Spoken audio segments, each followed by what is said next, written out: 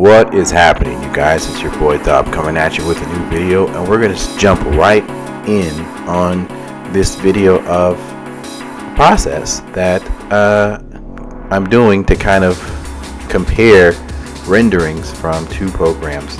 And what I have here is a model, and before I actually really talk about this video, I want to acknowledge and give credit to my commissioner, Sir Raccoon, for allowing me to do this for him. My process involves modeling the model in 3D first and then drawing on top of it, and you'll see the result in the end. But as you can see, the modeling here I've done pretty much in Cinema 4D, and actually some of this is in Sculptress, the body, the torso, the fingers, everything, but primarily this was pretty much put together in Cinema 4D. So yeah, so props to Sir Raccoon. This is his character Mig, converted to a Keyblade warrior, as you can see here. So we're just going to go ahead and transition to the colored part, and just want to briefly talk about just how I've used Cinema 4D actually, and I've used it for over 8 years now, and primarily my workflow involves just coloring it in a very basic way, not really going advanced, but lighting it as well. And if you guys follow on my Instagram, pretty much 100%, with the exception of my old drawings, are done in 3D first. So as you can see here, we got, supposedly 3-point axis, but I went overboard and made 5 just for added effect. And so yeah, so here is an example of a normal generic kind of workflow that I use. And yeah, I have the background transparent, as you can see here, and I have the normal settings for Cinema 4D as follows, as pretty much transparent alpha channel, and the two that I usually use is ambient occlusion and global illumination. Those two are to basically define the shadows and to kind of emphasize light in Cinema 4D. Primarily I have those two on, and I have the noiser to cut the denoise and all that. So we're just going to go ahead and render this right quick. I guess as this is rendering, I do want to specify that this process is kind of the normal way I do things. As you can see down there, the timing is always a little interesting, but it's really fast, proficient for me.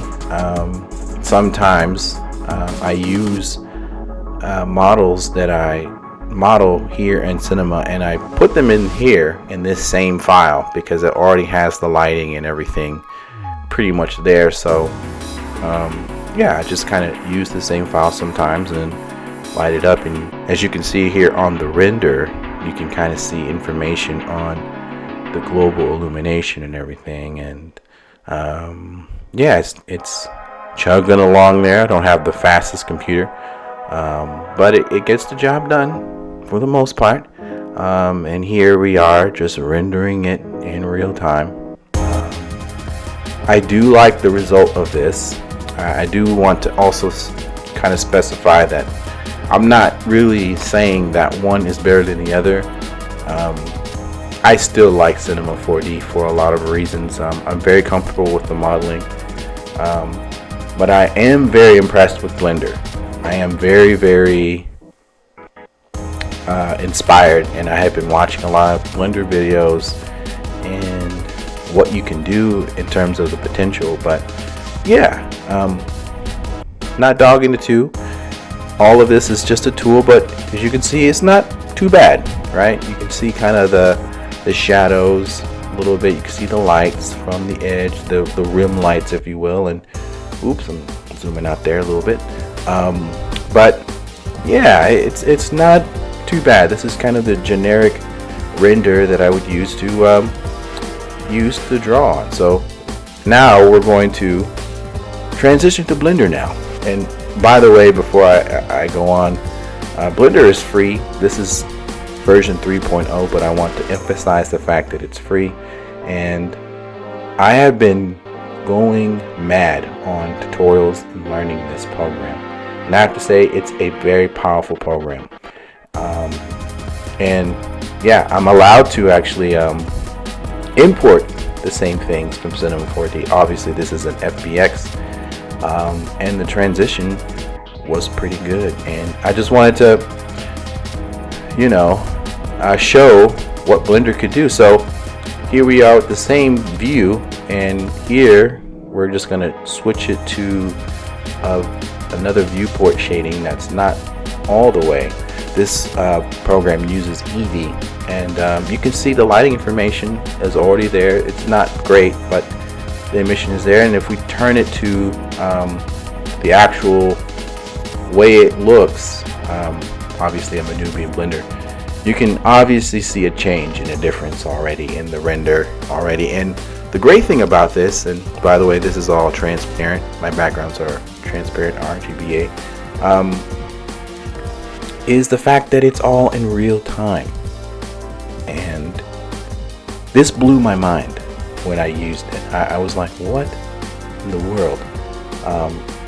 Skin tone, I use subsurface, obviously, and emission, and just, this is not advanced material stuff. This is just basic coloring, fandangoing around with the reflections and all that.